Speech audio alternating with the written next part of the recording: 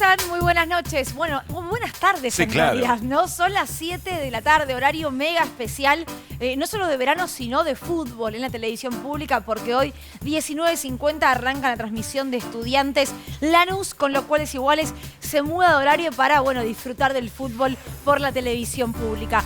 Programa cargadito, porque arrancamos con Lu Bertoy en un rato que nos cuenta la agenda de la Corte Suprema de Justicia y nos metemos después en una polémica más de la Corte. ¿Qué pasa con los embriones no implantados, los embriones congelados, óvulos, espermatozoides de una pareja que está hoy en un laboratorio? Una audiencia quiere hacer la Corte para debatir si es legal descartarlos o no. Se mete en el medio la interrupción voluntaria del embarazo, se mete en el medio la adquisición ya de derechos por parte de mujeres y cuerpos gestantes en la Argentina. De eso vamos a hablar con la doctora en Derecho, Marisa Herrera. Es una semana muy pero muy picadita e intensa. ¿Por qué? Bueno, porque entre otras cosas, más allá del número mañana de la inflación, el jueves se concreta la mesa política del Frente de Todos para empezar a definir el tema de la mesa electoral, mesa política, qué se va a discutir, qué no, lo importante de que se haga. Nico Fiorentino nos va a contar en breve qué es lo que lleva a esa mesa en términos de exigencia, de demandas, el kirchnerismo.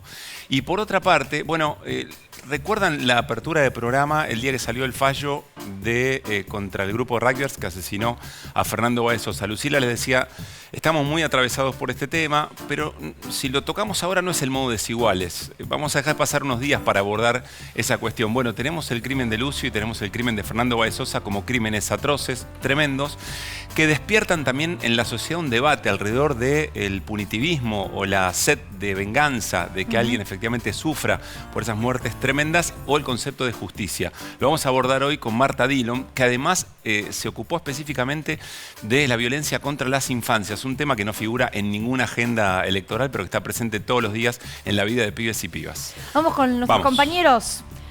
¿Cómo le va a Fiorentino, que no para de escribir? Muy bien, tomo nota. Toma nota. Aprendo con ustedes, entonces voy. ¿Es el único zurdo del equipo, Fiorentino? ¿En qué sentido? Escribe con la mano izquierda. Ah, sí, en ese sentido. Juego con la pierna izquierda. En otros hay más. Sí. Todo, así. Todo este hemisferio para allá, de acá para nada, que nada. Bien, bueno. Nada. Hay muchas cosas que se me ocurren Todo el corazón para de decir. este lado. Muchísimos chistes que haría. No es el día. Que no es el día ni el horario. Como que el corazón lo tengo de este lado, por ejemplo. Claro, ¿Viste? claro. Ponele. Lu, arrancamos con vos. Tiene corazón, claro, esa es la noticia. Arrancamos con vos, la agenda de la Corte, de los 4 cortesanos. Bueno, la agenda de la Corte está ahí complicada porque en tiempos convulsionados tienen que empezar a ver qué van a fallar o en qué temas se van a expedir. Porque cada cosa que hagan es una definición política en el contexto en que están siendo enjuiciados. Exactamente, y por eso también la semana pasada había trascendido que iba a haber un cronograma de fallos. Permitime dudar, porque en realidad tienen que ir avanzando peldaño por peldaño para ver cómo se lee la realidad política. Claro. Pero hay 4 temas fundamentales en este momento. Uno, el Consejo de la Magistratura, que hablamos la semana pasada de que no está conformado. Falta que les tomen juramento a los senadores. Esto se puede llegar a definir en el próximo acuerdo. Iba a ser mañana, probablemente sea el jueves, mismo día que habrá reunión en la Comisión de Juicio Político de Diputados.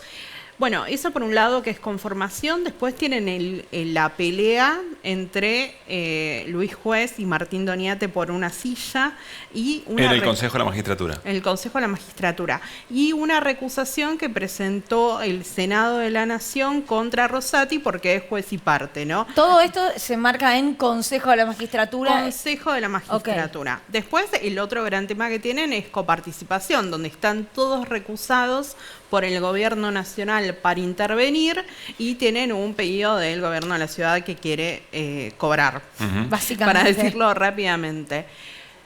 La gran causa que tienen para resolver y que en algún momento trascendió que podía llegar a tratarse en los primeros meses de este año es dólar futuro, ¿no? Ajá. Donde están Cristina Fernández de Kirchner, Axel Kicillof, digamos que todo lo que se resuelve. ¿Pero no se había cerrado esta causa? Se cerró en la Cámara Federal de Casación Penal, pero el fiscal Raúl Ple recurrió a este fallo y el procurador interino Eduardo Casal le dio la razón y dijo, esto tiene que llevarse a juicio, se tiene que hacer audiencias. Recordemos, dólar futuro es una decisión de política económica Política que se judicializó. económica y que se judicializó por una denuncia de Juntos por el Cambio, ¿no? Sí, que si no me acuerdo mal, muchos de los compradores de ese dólar futuro fueron funcionarios, exfuncionarios de Juntos por el Cambio, ¿no? Exactamente. Haz lo que yo digo, no lo que yo hago, no se entiende muy bien. Fue eso. la gran causa con la que Claudio Bonadío hizo allanamientos, llamó por primera vez indagatoria a Cristina Fernández de Kirchner, es como el emblema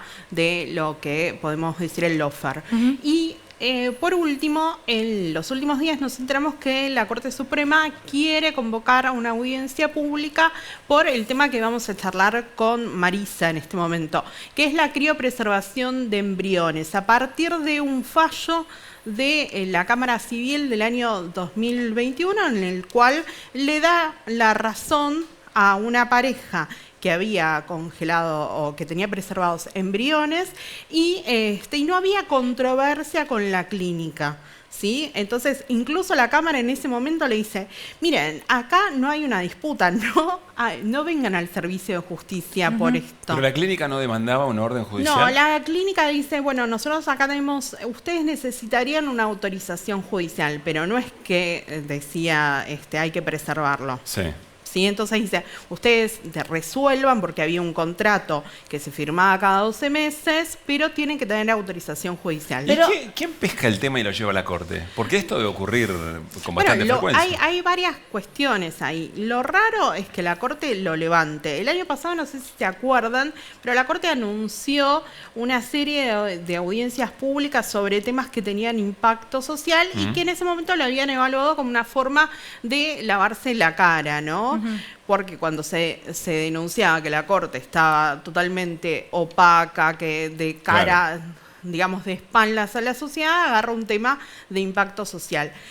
Bueno, a mí me parece que pasa lo mismo con esto y que hay cierta urgencia, porque el tema, de hecho, ni siquiera todavía tiene dictamen del procurador fiscal, que en este caso va a ser Víctor Abramovich, quien tiene que ver si mantiene el recurso del fiscal. Y aparte, el dato me parece relevante, es que Abramovich es un referente de derechos humanos no solo en el país, sino en el exterior, ¿no? Bien. Vamos a charlar de esto con Marisa Herrera, porque es interesante, ¿no? Lo que se genera una vez más desde la Corte Suprema de Justicia. ¿Cómo estás, Marisa? Hola, ¿qué tal? ¿Cómo están? Gracias por haber regresado a Desiguales. No, esto de por qué siempre que uno tiene que pensar en una corte para resolver, termina siendo una corte para traer más problemas, ¿no? Porque la verdad que genera ahora todo un debate que implica un retroceso, implica volver otra vez a reeditar un debate que pasó con el aborto.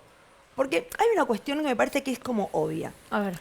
Si la ley de IVE te dice que dentro de la semana 14, cuando ya el embrión está implantado y está desarrollándose, vos tenés la libertad de decidir por tu sola autonomía qué hacer, interrumpir, ¿cómo no vas a poder decidir antes, un estadio anterior como es el embrión criopreservado? Claro, no está dentro de un cuerpo, está dentro de una probeta, no sé. Esto que decimos siempre, ¿no? Los abogados y las abogadas, quien puede lo más, puede lo menos. Si yo puedo decidir estando en semana 14, ¿cómo no voy a poder decidir estando, digamos, en tubos de ensayo criopreservados? Ahora esto seguro va a reeditar la discusión alrededor de en qué momento es Absolutamente. persona. Hay vida. Absolutamente. Además, otra cuestión. Si acá dicen, Pero bueno, perdón, eso ya está saldado. ya está saldado. Se saldó en el Además, Congreso. fallo Artaya Murillo, el famoso fallo de la Corte Interamericana de Derechos Humanos, en el cual dice que el derecho a la vida, recién como tal, se tiene que, digamos, proteger a partir de que el embrión esté implantado. Por lo cual no hay derecho a la vida que proteger si no está implantado. Muy bien. Entonces, vos decís, bueno, ¿y todo esto a qué nos lleva? A volver a reeditar el debate sobre aborto. Una cuestión, además, la Corte, si lo que tiene que decir es la naturaleza jurídica del embrión, es un tema jurídico. ¿Para qué lo llevas a audiencia pública? Se supone que ellos pueden dictar sentencia sin tener que, digamos, hacer audiencia pública. ¿Por qué una audiencia pública como herramienta democrática? ¿Para qué está? Para que haya debate en la sociedad de temáticas que realmente a la sociedad le importen. Y donde haya cierta, digamos, miradas contradictorias o diferentes. Sobre esto ya no hay. No, y ya lo hubo, de hecho. Si te parece, antes de la pregunta de Lu, podemos repasar lo que fueron algunos de los comentarios en las audiencias públicas, o mismo en el recinto de la Cámara de Diputados, en torno en ese momento a la discusión por el aborto voluntario en la República Argentina. Lo vemos. ¿Cuál será nuestro límite? ¿Cuál será nuestro límite como sociedad? Después del aborto, ¿qué? ¿La pedofilia? Después del aborto, ¿qué? ¿La zoofilia? La ciencia, la biología, la genética han demostrado inequívocamente que hay vida y vida humana desde el instante mismo de la concepción. Bendición si valoramos la vida, maldición si escogemos matar inocentes. Pero acuérdense que los marsupiales terminan su desarrollo fuera del seno materno o de la hembra. Se arrastran y terminan mamando en una bolsa de marsupio durante meses hasta que terminan su desarrollo. Yo me pregunto si tendríamos el mismo sistema y los bebés de 10 o 15 centímetros estarían prendidos a la teta de sus madres. Cuando llegue el momento del aborto, sería tan fácil tomarlos y tirarlos a la basura como pretenden algunos dentro de este recinto. Dios tiene un proyecto de vida para cada uno de nosotros y nosotros tenemos que honrar la vida con un compromiso diario y permanente. Estoy absolutamente convencido de que desde la concepción existe la vida y que una persona por nacer es un ser distinto de quien lo engendra. Para rechazar enfáticamente este proyecto de ley que fomenta la anulación, invisibilización, desprotección y desconocimiento de la dignidad humana de los seres vulnerables y sin voz. Mónica de Chacabuco, que a los 14 años quedó embarazada, así que decidió abortar. Cuando estaba en la camilla de la clínica, sintió arrepentimiento, sintió miedo y decidió irse. Y está orgullosa de su hijo. Su hijo Fernando es Fernando Cabenagui. Yo soy de Boca, nos hizo varios goles, así que lo recuerdo bien. ¿Qué pasa cuando nuestra perrita se nos queda embarazada? ¿No le llevamos al veterinario a que aborte? Lamentamos, pero inmediatamente salimos a buscar a quién regalarle los perritos, ¿sí? No sé de qué se burlan. Wow, a veces uno se olvida de las barbaridades que se han dicho en el Congreso de la Nación, senadores, senadoras, diputadas, diputados. ¿Quieren volver, Marisa, a poner esto en agenda, en discusión pública? Y al parecer sí, porque si vos realmente pones en audiencia pública el tema de los embriones criopreservados, estás claramente reeditando gran parte de todo esto. Y además estás desconociendo el avance que ha sido la ley de IVE. Con otro tema también, acuérdense que la ley de IVE ha sido también llevada a la justicia, por lo cual la Corte en algún momento va a tener que dictar sentencia. Entonces, por lo cual la pregunta es, si en este caso la Corte decide en contra diciendo que el embrión es persona, te imaginas que eso es la antesala para tirar abajo la ley de IVE. Claro. No hay nada más antidemocrático, justamente, que la Corte decretando inconstitucional una ley que si algo ha sido debatido en serio en la sociedad ha sido la ley de IVE. Lu. ¿Corresponde una audiencia pública en este tema cuando claramente afecta la privacidad de las personas que fueron a buscar la autorización judicial que les demandaba la clínica? Y por otro lado, si esto no va a ser un plafón para ciertos sectores también de la justicia muy conservadores, como lo que demuestra la jueza de primera instancia, que entre otras cosas dijo que se podía donar los embriones a una familia estéril y que, los fallos de la Corte Interamericana de Derechos Humanos no son vinculantes para el Estado argentino. A ver, con respecto a esta última pregunta, me parece que es obvio que hay un guiño acá a todo ese sector, ¿no? Me parece que eso es indudable, no podemos dejar de ver eso en un contexto también muy complejo como el que la Corte está viviendo. Pero además también, me parece, además de reeditar eso, creo que también hay una mirada bastante, superficial en algún punto, porque no dimensiona lo que implica esto. Cuando vos decís lo de las partes, no hay mucho problema porque sabemos que se puede reservar el nombre de las partes con las siglas. De hecho, el fallo de la Cámara está ya con las siglas. De hecho, ni el centro médico, que esté involucrado, uno porque ya conoce las siglas, pero en realidad no se conoce cuál es.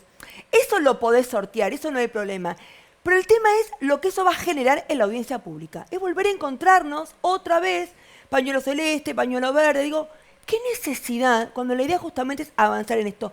Porque además, seamos realistas, en la práctica ya hay un montón de fallos de primera instancia que han quedado firmes, que se han producido el descarte. ¿Por qué? Porque muchos fallos dicen, después de devenida la ley de aborto, ya no hay más conflicto al respecto sobre el tema de la naturaleza jurídica, porque ya está claro que la naturaleza jurídica no es de ser persona. Y entonces, Marisa, ¿cuál es, por lo menos a tu opinión o tu intuición, cuál es la razón por la cual la Corte toma esto y llama a una audiencia? Yo creo que deberíamos preguntarle, en realidad, de ¿a quién quiere hacerle un guiño?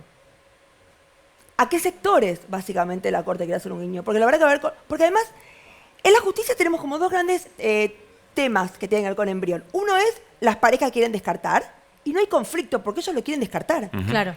Tenemos otros casos donde es pareja que se separa, uno quiere transferirse y el otro se opone. Ni esa segunda etapa, digamos, que es ni más segundo conflictiva. que podríamos decir que de hecho ya está resuelto en el Código Civil, pero no importa, podría llegar a tener una mayor cantidad de cuestiones, que a lo mejor porque ponerle que sea los últimos embriones que tenga esta mujer con su material, porque después se sometió a un tema radiológico y no tiene más óvulos, ponele como pasó en el famoso caso en el Tribunal Europeo de Derechos Humanos hace varios años. Acá no hay nada. Una pareja tuvo sus hijos, hasta acá llegamos, porque además eso implica la criopreservación, es la cobertura. Claro, pagar para que te los mantengan congelados. Una vez al año. Entonces, la gente me empieza a llamar y me dice, pero Marisa, ¿qué hacemos ahora? Yo me acuerdo hace unos años, en Ecuador, que se debatía esto. Mirá los médicos lo que le decían. Bueno, ¿sabe qué? Usted venga indispuesta, viene al consultorio médico, se lo transferimos y así los pierde. Toda una parafernalia. No. Increíble. Todo increíble. Era todo una... ¿Hay que caer en eso? Te digo, me parece que hay que volver, hay que volver a las bases de sentido común, por decirlo así. El debate se avanzó, esto es un retroceso. Me parece que esto es un guiño a algún sector y que también deberemos preguntarnos, en definitiva, es por qué la Corte está en el banquillo, ¿no? Bueno, también pasan estas cosas. Pero un guiño, punto. ¿para qué? Teniendo en cuenta el contexto que la Corte está siendo efectivamente sometida, o bueno, se va a abrir una instancia de juicio político. ¿Qué le da a la Corte esto en ese Podríamos sentido? preguntarnos con qué sectores te querés condescender. ¿Son sectores que te van a salir a bancar? En ese proceso, claro. Yo estoy convencida que de las 500 firmas que se hizo en ese comunicado, la gran cantidad de las 500 firmas creen que el embrión es persona. Creen que reeditar ahí es también una forma de empezar a orarla, digamos, o sea, a mover el piso. A mover el piso para el tema de la IVE. Uh-huh. Hay una mirada. Y yo creo que es justamente por eso que está en la alerta, porque, bueno, en definitiva, es más, si uno quiere verlo al revés, si uno ve por qué la Corte está como está, bueno, en definitiva, porque pasan estas cosas también. Ahora, la semana pasada hablamos mucho de ese 2x1 de la Corte y lo que significó en la sociedad, ¿no? Sí. Quizás la última gran movilización política espontánea, y de hecho tuvieron que dar marcha atrás. Con la IVE vos crees, no sé si con este caso de embriones, pero si se toca la interrupción voluntaria del embarazo, ¿crees que podría pasar algo similar? Absolutamente. Y creo que eso se demostró porque fue 2018-2020, digamos. Hubo una movilización muy, muy potente. Creo que lejos de las movilizaciones últimas que hemos tenido, la más fuerte. Yo creo que eso claramente va a reeditar. Y de hecho, digamos, creo que también este tema debería poner al feminismo de nuevo, ¿no?, en alerta por las consecuencias que tiene. Porque creo que la idea es justamente seguir avanzando como, digamos, como país en los debates. Y en ese aspecto, eso no tiene nada, digamos, no Claro, tiene nada sigue que siendo ver. un derecho en disputa. Total, que pero dejen claro eso, ¿no? Eso no tiene nada que ver con que es cierto que el Congreso nos debe una ley que regule las cuestiones de los embriones. Eso sí lo crees, no existe esa ley. No, hay un proyecto de ley que presentó en su momento Filmus y después lo presentó Mara Brauer cuando se cayó ese proyecto por un tema, vieron que las leyes tienen, los proyectos de ley tienen plazo, tiempo que si no se caen. Ahora, esos proyectos que son muy parecidos, lo que hace es justamente cumplir con ese famoso Código Civil que cuando se aprobó dijo que una ley especial va a tener que regular la cuestión. ¿Por qué? Por ejemplo, hoy una pareja, semen de él, óvulo de ella, conforman embriones. Si se separan, ¿qué destino va a tener? Vos no podés firmar el destino donación para terceros y el donación para investigación. Tienen que firmar lo mismo. Exacto. Entonces, vos tenés que tener una ley que te tenga, digamos, o que te regule que para poder ir vos a criopreservación tenés que previamente estar de acuerdo con tu pareja para evitar conflictos. Todas esas cuestiones. O, por ejemplo, ¿cuáles son los destinos para los embriones? El primer destino, ¿cuál es? Para próximas transferencias, porque suele que la primera vez que te transfieren no quedes embarazada. Para segundos intentos, terceros o lo que sea. Después donación para terceros. Pero ojo, porque en general hicimos una investigación hace muchos años financiada por la UBI y por el CONICET. Cuando vos le preguntás a la gente en general, ¿usted donaría sus embriones? Sí, yo lo haría para que la gente pueda quedar embarazada. Pero cuando le preguntas a la gente que tiene embriones criopreservados, la gente no lo haría, porque tiene su carga genética. Claro.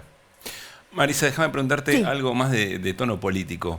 ¿Este es un caso en el que la Corte vuelve a inmiscuirse en tareas del Poder Legislativo en función de lo que decide decir, lo que está pendiente? Yo creo que es cierto que la Corte vuelve a meterse en temas que ahora vos decís, bueno, a ver, si hubiéramos tenido ley de embriones, no hubiéramos tenido este conflicto. Es cierto. Lo que pasa es que también pasa que tenemos un Poder Legislativo que está totalmente, digamos, quebrado, por lo cual proyectos de ley que realmente son avances para la sociedad son imposibles poder debatir. O sea, una vez más caemos en esta imposibilidad de poder dar debates de leyes que sí faltan. Pero más allá de que falte esta ley, eso no es un argumento de peso para decir que la Corte tenga que llevar el tema audiencias públicas sobre el tema embrión. ¿Cuándo nos enteramos de esto, Lu? Entonces, ¿el jueves posiblemente, si se confirma la audiencia? Hay que ver si van a esperar seguramente el dictamen de Víctor Abramovich y después hay que ver si fijan fecha, ¿no? Sí, Lu, y una cuestión también no me parece menor. El caso fue llevado a la Corte ¿por quiénes? Por el fiscal de Cámara y por la defensora. Y por la defensora de menores en el derecho del embrión como persona por nacer. Cuando la propia Defensoría General de la Nación, o sea, su propia jefa, por decirlo así, tiene ya dicho hace muchísimos años que justamente ellos no tienen que intervenir en temas de embriones porque ellos intervienen en temas de menores incapaces y no en temas de embriones. Bien. Gracias, Marisa. Gracias, muy un clara. placer. Bueno, nos vamos a la mesa con Nico porque se viene la mesa política del Frente de Todos el próximo jueves. Tiene lugar, tiene fecha, tiene hora. Sí, y no mucho más.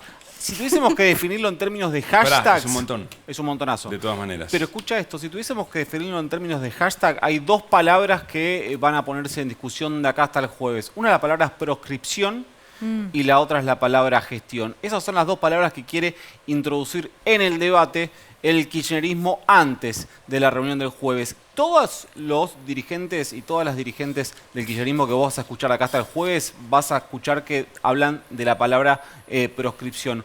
Uno de ellos fue el senador Mariano Recalde, que creo que lo podemos escuchar. La última palabra la tiene Cristina el último día. No hay estrategia electoral con proscripción. No podemos aceptar pensar una estrategia electoral ya condicionados porque a lo cual compañero o compañera no puede ser candidato producto de que el partido judicial comandado en un diario muy importante del país deciden que no se pueda presentar. Una paradoja que atraviesa sobre todo a los dirigentes más cercanos al presidente Alberto Fernández respecto a esto, que es la siguiente. Los mismos que hablan de proscripción hablan de Cristina candidata. Entonces, si el presidente Alberto Fernández acepta que dentro de la mesa del Frente de Todos se ponga en discusión la proscripción de Cristina, es una forma de alentar el operativo clamor a Cristina, cuando él tiene sus propios intereses de ser reelecto Pero Alberto presidente. Fernández nunca dijo que Cristina no debía ser candidato, que él querría que no lo fuera. No, lo que está en discusión es si el debate de la proscripción de Cristina se encierra en la disputa con el Poder Judicial o si se encierra en la disputa sobre el armado electoral del Frente de Todos, que son dos universos distintos.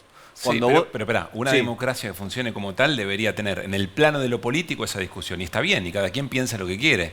Acá lo que se quiere poner arriba de la mesa es que eso no puede ser parte de la decisión del Poder Judicial. Exactamente, eso está claro y eso es muy probablemente que en el documento que se emita el jueves está. Lo que están tratando de conseguir a todo esto, porque escuchen lo que estamos discutiendo, es la redacción de un documento que va a ser el resultado de la primera reunión del día jueves. Pero la discusión es esa, bueno, si aceptamos que la mesa gire en torno a la proscripción de Cristina, si la narrativa de la mesa electoral del Frente de Todos es la proscripción de Cristina, bueno, la centralidad la toma Cristina, la candidatura por clamor es la de Cristina, aunque ella después no quiera serlo. Eso atenta contra el resto de los que quieren ser candidatos. Y te dije dos palabras.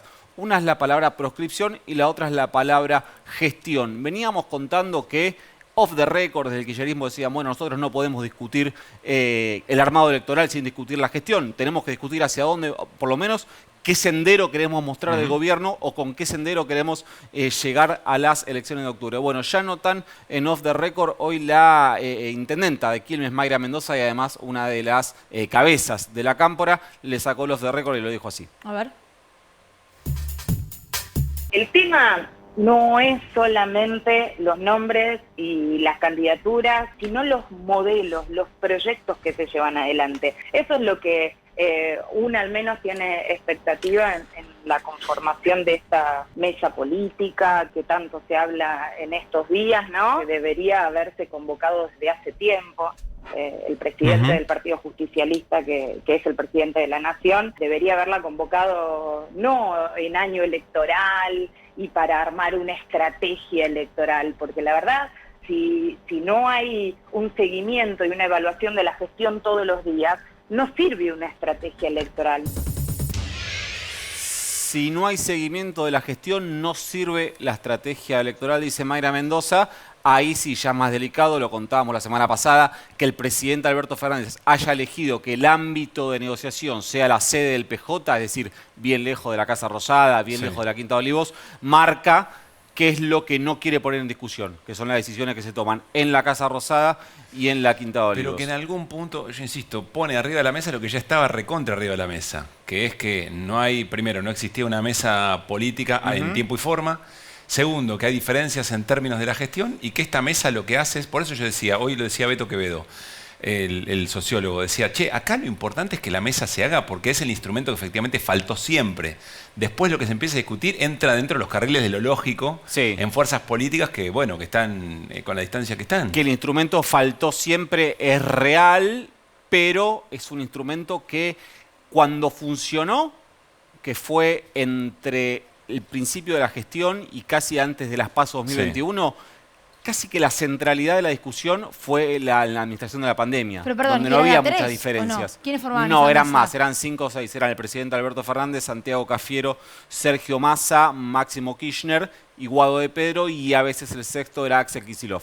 Esos eran los 6 de la mesa de Olivos, mujeres no hay. Y acá es donde también empiezan a tejerse los otros intereses, porque yo decía, alentar la idea de la proscripción atenta de alguna manera, digamos, al darle mucha centralidad a Cristina, atenta contra los intereses del presidente Alberto Fernández, que quiere ser vuelvo a candidato. tener un matiz, pero lo podemos tener siempre, porque poner por fuera de un esquema electoral es una derrota tremenda para cualquier fuerza política que se precie democrática. Si vos no ponés en la discusión de las elecciones que vienen que tenés a una figura política como Cristina Fernández de Kirchner, enjuiciada en la manera en que lo ha sido, condenada y proscripta. Si eso no lo ponés, ya no parece que el juego sea... Pero eso es desconocer las tensiones que existen. No, por eso te decía, las tensiones están y no las Si no hay desconoce acuerdo nadie. en nada hace un montón de tiempo. ¿Escuchamos a Santiago Cafiero? Eso iba a decir, porque justamente quien habla ya tampoco off the record, sino on the record de las intenciones del presidente de ser reelecto, es Santiago Cafiero, tal vez la persona más cercana que le queda hoy en el Gabinete Nacional.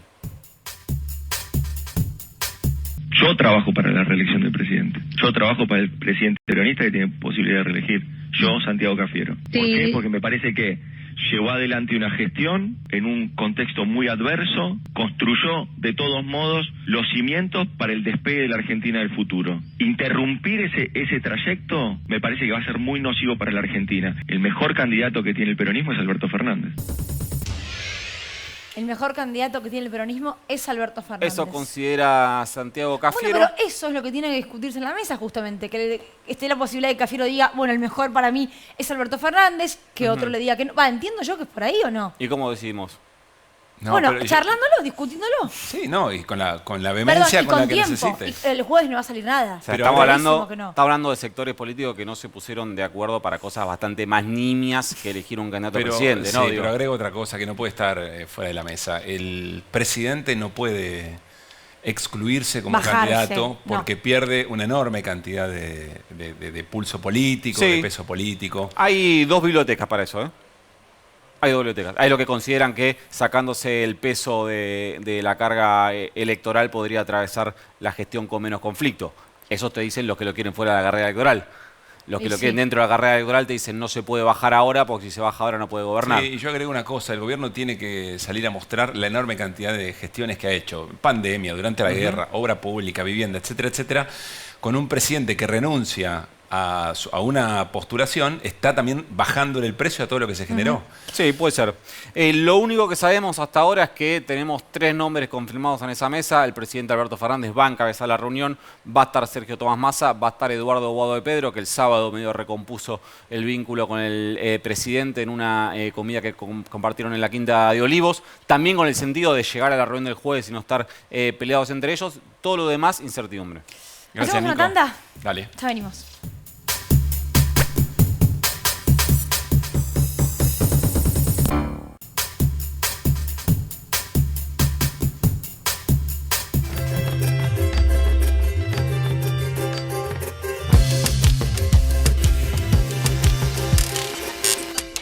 Todos sabemos lo que representa para la logística de una empresa una flota moderna de vehículos. Por eso, a la hora de renovar el parque automotor, piense en el especialista, Adrián Mercado, líder en subastas industriales. ¿Tu pelo elige cuidar el planeta? DAV creó el nuevo DAV Real Poder de las Plantas para cuidar tu pelo y el planeta. No es un shampoo más, es la primera línea natural de DAV a base de plantas, sin siliconas, sulfatos ni parabenos. El poder de las plantas se une al cuidado de DAV. Ahora podemos tener un pelo brillante, fuerte y nutrido como el mundo que queremos. Nuevo DAV Real Poder de las Plantas. Cuida tu pelo y el planeta. ¿Cómo vas a pagar? ¿Efectivo? ¿Débito? Pago lo que es justo. Hoy podés pagar como quieras, pero pagando siempre lo que es justo. Precios Justos es el compromiso que tomamos con supermercados y distribuidores de todo el país para que 2.000 productos mantengan su precio por 4 meses. Esta medida va a traer orden en los precios y en las casas de cada familia. Bájate la app, escanea y conoce los precios justos. Primero la gente. Ministerio de Economía. Argentina Presidencia. Hoy serán llevados al límite. En condiciones extremas, expuestos a entrenamientos exigentes, altas temperaturas y estrés. Rexona Clinical, 3 veces más protección y control del olor. Sos auténtica en tu estilo y sabes cómo expresarlo.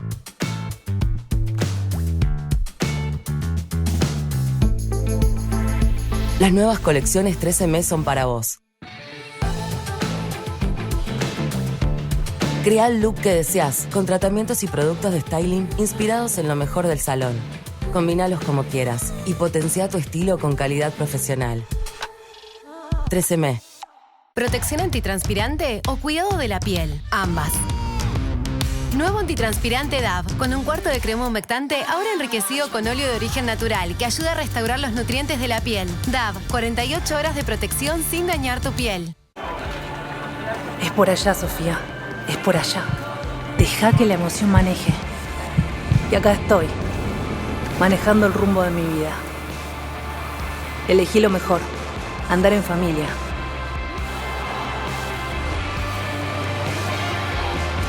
Porque así siempre disfrutás más el viaje.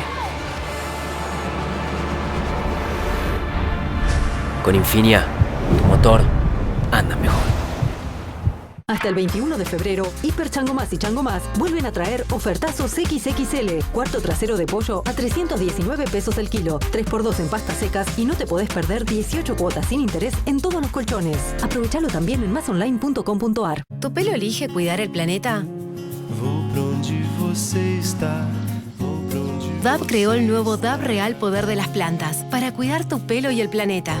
No es un shampoo más, es la primera línea natural de DAV a base de plantas, sin siliconas, sulfatos ni parabenos. El poder de las plantas se une al cuidado de DAV. Ahora podemos tener un pelo brillante, fuerte y nutrido como el mundo que queremos. Nuevo DAV Real Poder de las Plantas. Cuida tu pelo y el planeta.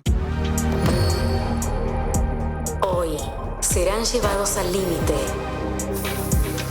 En condiciones extremas. Expuestos a altas temperaturas. Entrenamientos exigentes y altos niveles de estrés. Condiciones extremas necesitan protección extrema. Rexona Clinical, 3 veces más protección y control del olor. Rexona, no te abandona. Sos auténtica en tu estilo y sabes cómo expresarlo.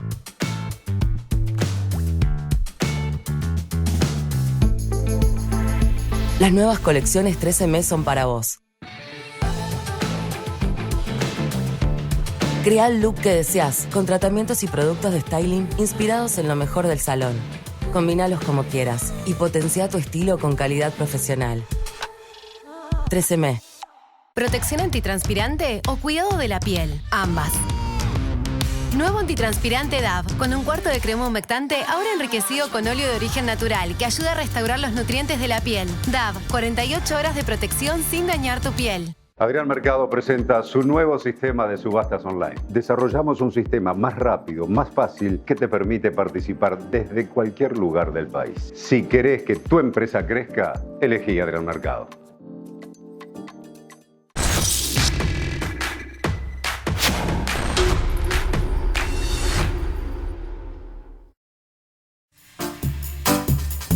Seguimos en Desiguales hasta las 19:50. Hoy nos dijeron puntual porque viene el fútbol, así que les prometemos que no nos vamos a pasar de horario. Estamos ya con Marta Dillon aquí en nuestros estudios. Ella es periodista, creadora de Soy, si no me equivoco, ¿no? También directora de Las 12, bueno, todos suplementos, grandes suplementos en el diario Página 12. Gracias, Marta, por haber venido. Muchas gracias por la invitación. Leímos una nota tuya en ese diario justamente, luego de la sentencia por el crimen de Lucio Dupuy. Un crimen muy televisado, muy mediático, en el que se hizo mucho hincapié además en las acusadas, ¿no? Una pareja de mujeres, una madre del niño, la otra la pareja de la madre. Y se habló incluso hasta de ideología de género en ese contexto. Sí. No sé por dónde querés arrancar porque es tan grande el tema.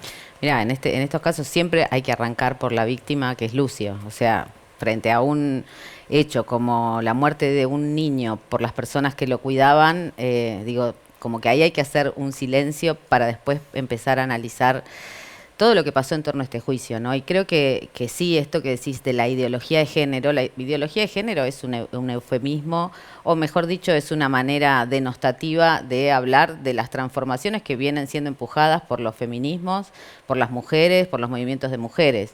Y a esas transformaciones que tienen que ver con empezar a hacer una pregunta frente a cómo organizamos nuestra vida cotidiana, las relaciones, los cuidados, la vida económica, que implica esto, ¿no? Ser desiguales frente a muchas cosas y empujar esas transformaciones. Bueno, hay quienes le llaman a esto ideología de género. Quienes le llaman a esto ideología de género son quienes dicen o suscriben esta campaña con Mis hijos no te metas, por ejemplo, ¿no? Están muy ligados a fundamentalismos religiosos. De hecho, esta idea de la ideología de género viene del Concilio Vaticano II, con mis no hijos, es perdón, de para ahora. aclararlo, con Mis hijos no te metas tiene que ver con lo que nosotros decidimos, puertas adentro de nuestra familia, el Estado no se tiene que meter. Sí, fundamentalmente es una campaña que surge en Perú porque es latinoamericana y que enfrenta a la educación sexual integral en las escuelas, a la posibilidad que niños y niñas reciban información sobre su integridad sexual, sobre sus cuerpos, sobre la posibilidad de que no ser solamente heterosexuales, sino que también hay otras orientaciones sexuales, hay diferentes identidades de género. Frente a esto hay movimientos muy ligados a los fundamentalismos religiosos, conservadores, que lanzan esta campaña con Mis hijos no te metas para que las escuelas no puedan hablar de estas cosas. Claro. Y eso es muy difícil justamente en casos como el de Lucio, en el que se habló de que fallaron mecanismos del Estado, ya sea en una escuela, ya sea en un hospital, para alertar sobre lo que sí está pasando con ese niño. O sea, había que meterse en un punto. Por supuesto, es que es fundamental meterse, ¿no? Y justamente la educación sexual integral es una herramienta privilegiada para que niños y niñas puedan expresarse por fuera de sus casas, donde muchas veces reciben maltrato. Cuanto más cerradas son las casas, más expuestos están a violencias que creemos que en las que no hay que meterse, ¿no? Claro. En general es una creencia, ¿no? Se piensa que, no sé, recién hablábamos fuera del aire, una ve a veces por la calle, un chico que es amarreado, probablemente no podamos meternos en todas esas situaciones, pero si lo pensamos un poco, hasta hace, no sé, 6 años, no sé, hasta antes de Ni Una Menos, muchas veces se veían situaciones de violencia contra mujeres y nadie se metía. Claro. Hoy en día hay una conciencia distinta sobre que no es una cuestión de pareja nada más, es una cuestión pública. Y la vida de los niños es, los niños son un bien social, niños y niñas, son responsabilidad comunitaria, digamos, ¿no? Son responsabilidad del Estado y por supuesto de quienes los cuidan.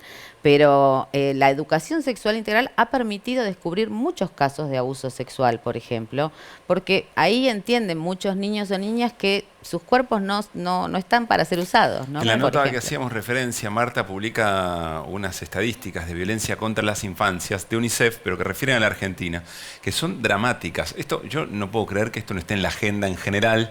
Bueno, ni hablar, en años electorales desaparece por completo. Violencia en la crianza. 59% de niñas y niños entre 1 y 14 años sufrieron prácticas violentas de crianza. Lo interesante de lo que marca Marta también es que a veces son simbólicas, a veces son pequeños gestos, ¿no? De los cuales 42% fueron castigos físicos que incluyen palizas y golpes con objetos. 6 de cada 10 chicos. Sí. Es que la verdad que sí, son escalofriantes las sí. cifras. Pero tenemos muy naturalizada la violencia contra niños y niñas.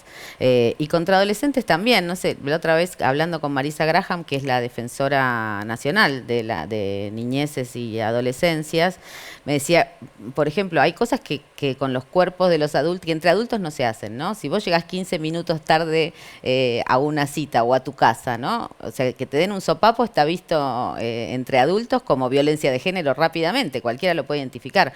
Ahora, una madre preocupada o un padre preocupado porque la hija llegó 20 minutos tarde y le pega un sopapo es porque estaba muy angustiado. ¿Qué es lo ¿no? que hay que cambiar, y eso lo Marta? hemos visto. ¿Qué es lo primero que hay que cambiar para que esto parezca con más claridad? Yo creo que primero no hay que pensar nunca que las soluciones son de un día para el otro, ¿no? Porque hay como la ilusión punitiva que es, bueno, vamos a encarcelar de por vida a estas mujeres asesinas, perversas y etcétera. Lo mismo que pasó con Páez Sosa en ese caso, ¿no? Si Totalmente. encarcelamos a estos 8 rugbyers, nunca más van a golpear a nadie a la salida de un boliche. Claro, es una sentencia ejemplar, ¿no? Que la idea del ejemplo de la sentencia, bueno, eso sabemos que está totalmente demostrado que no es así, que no hay ninguna sentencia ejemplar que asuste a alguien que va a cometer un delito, ni siquiera este tipo de delitos, al contrario. Y después está la otra idea que también es ilusoria, que vamos a reformar una ley y que entonces las cosas van a cambiar. Se necesitan cambios profundos, sostenidos en el tiempo, que tienen que ver con la formación, que tienen que ver con la posibilidad de que cada vez las voces de niños, niñas y adolescentes tengan espacios donde ser escuchados y escuchadas, por ejemplo, dentro de las escuelas, a través de la educación sexual integral y cuando son más grandes, a través de la organización con sus pares. Ustedes habrán visto que las mismas personas que se escandalizan por la violencia contra niñeces y adolescencias, después creen que cuando hacen centros de estudiantes es porque, no sé, están operados por sus padres o madres. Y de hecho, la organización entre los chicos, la posibilidad de reunirse y pensar los problemas de sus escuelas, no solo en la secundaria, sino también un poco en la primaria, permite que al poder hablar y poner en común, detecten cuando sus vidas no están siendo lo correcto. Porque hay veces que hay niños y niñas que crecen en casas donde lo natural es la violencia y creen que es así y que la culpa de que los maltraten es de ellos o de ellas. También lo mencionás en la nota, crímenes atroces, el de Lucio, el de Fernando Páez Sosa, que por supuesto se pelea en contra de la impunidad en esos casos. Ahora, ¿buscamos justicia, buscamos venganza, buscamos castigo para que sientan lo que hicieron? ¿Qué nos pasa con eso? ¿Qué observás? ¿Y qué pasa con que las dos asesinas en este caso sean mujeres, ¿no? Y pareja, digo, lesbianas, porque ahí me parece que hubo también un contenido extra de morbo y de mediatización. Ahí hubo un claro ataque al feminismo, ¿no? Como la pusieron, eran lesbianas y feministas porque habían tuiteado algo relacionado a los feminismos o habían participado en una marcha del orgullo. Digamos, qué sé yo, realmente pensar que porque eran feministas, ¿no? De hecho, uno de los que el abogado querellante quería y todavía sostiene acusar que lo mataron a Lucio por odio de género. Algo que el tribunal no entendió que era así. El tribunal no entendió que era así. Hoy se apeló, digamos, hoy hubo una nueva audiencia en el caso de Lucio, va a haber la sentencia dentro de poco. Se supone que van a apelar, que este abogado va a apelar, porque realmente hay mucho discurso detrás, donde lo que quieren es demostrar que esta metáfora, porque hay muchos carteles que han salido donde feministas dicen, matá al macho que hay en vos, ¿no? Pensando el macho como una construcción cultural, digamos, de la que daría muchísimo para hablar, pero lo cierto es que lo que hubo es un ataque decidido contra el feminismo, contra los feminismos, y por supuesto que es lesbofóbico además. ¿Por qué? Si vos pensás en el caso de los rugbyers, por ejemplo, ¿no? Que decimos rugbyers y bueno, perdón al resto de los rugbyers, porque Sí, también lo mismo, la verdad. en ese sentido, sí. Pero en ese sentido hay como, de alguna manera, en un primer momento, en el caso de Fernando Báez Sosa, hubo reflexiones sobre cómo se construye el valor de la masculinidad, la fuerza, ¿no? El reconocimiento entre pares. Cuando llega el juicio, todo lo que queda es que hay 8 monstruos que mataron coordinadamente y premeditadamente. Diga, un discurso que no se condice con lo que vemos a la salida de los boliches todo el tiempo, porque la verdad es que esta violencia se repite permanentemente. En el caso de Magdalena y Abby, que son las dos condenadas por el crimen de Lucio, es al revés, o sea, como que las funden dentro de un colectivo y dice, Claro. el feminismo las mató, lo mató a Lucio, ¿no? ¿Vieron hasta dónde llevan el feminismo, que tanto matar al macho, odian al niño y lo Sí, mataron por Y eso? hubo mucho de las feministas, ahora no dicen nada. Totalmente, ¿no? Bueno, eso lo sabemos de siempre es dónde están las feministas, ¿no? Y ahora con esto que pasa, ¿dónde están las feministas?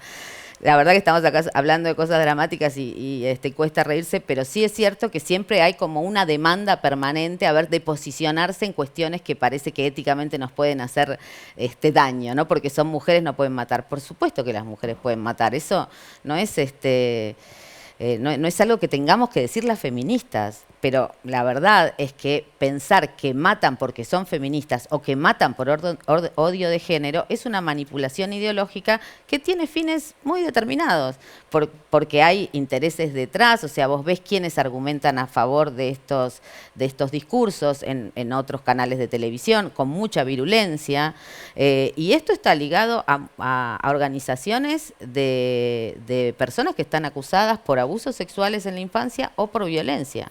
¿Cuánta pluralidad de voces hay para discutir esto, Marta?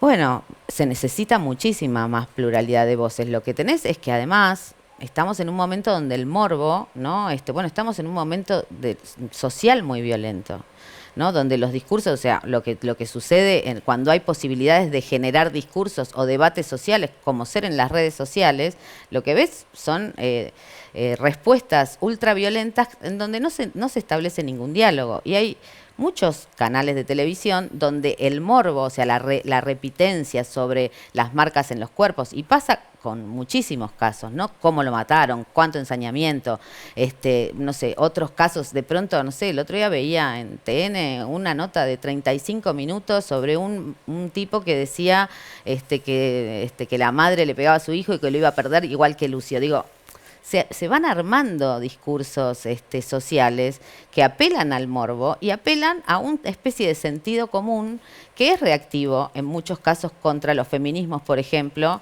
como se escuchó durante toda la discusión de aborto, y que es reactivo ¿por qué? Porque venimos a proponer cambios que son muy profundos desde los feminismos, que tienen que ver con los modos de vincularnos, que tienen que ver con los modos de distribución de la riqueza y que vienen a plantear una pregunta permanente sobre cómo naturalizamos la crueldad.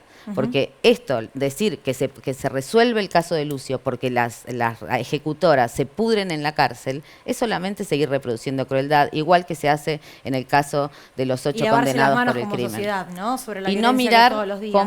cómo colaboramos a que estos crímenes se conviertan en espejos de lo que hemos construido como sociedad. Gracias, Marta, por haber venido a Desiguales. Muchas gracias a ustedes. Tuvimos un programa muy feminista hoy, me gusta. Marta Está muy Dillon, bien. Marisa Herrera, la cosa sana.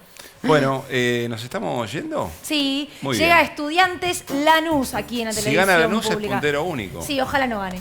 Porque Así ahora que los punteros Huracán son... a tope. ¿Y quién más? ¿Qué? ¿Y quién más está puntero? Rosario Central. Dijimos que era un buen año para nosotros. Te dije. Hasta mañana a las 8 de la noche. Chao.